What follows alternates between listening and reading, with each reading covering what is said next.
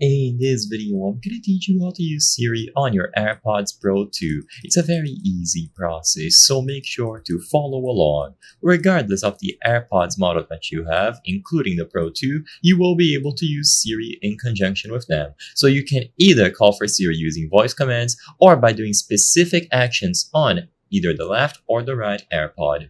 So to set this up, go into the settings, choose the Siri category. It's either going to be under Siri Standalone or Apple Intelligence and Siri. And of course, make sure that Siri is good to go. It needs to be set up, language needs to be selected, Siri needs to be allowed, talk to Siri, and so on. Once you have Siri good to go and it responds when you say, "Hey Siri," you can do two things to call it using your AirPods. You can press on a specific AirPod and this touch feedback will actually bring up the Siri prompt, or you can vocally say, "Hey Siri."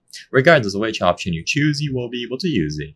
If the physical tap is not working, go into the settings on your AirPods and you will find press and hold AirPods. You can control the press and hold action for both the left and right AirPod, and usually it is going to be on noise control by default. When you choose the option to change this, you can switch it from noise control to Siri. So let's say, for example, you only want the right AirPod to open Siri, you change this one to Siri and you leave the left one unaltered. Then, when you physically press on the right AirPod, it is going to bring up Siri.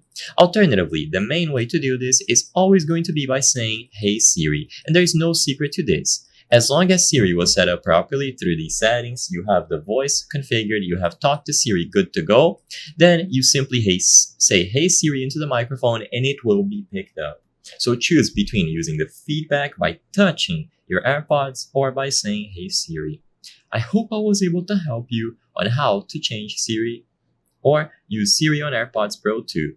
If this video helped you, please be sure to leave a like and subscribe for more very easy tips. Thank you for watching.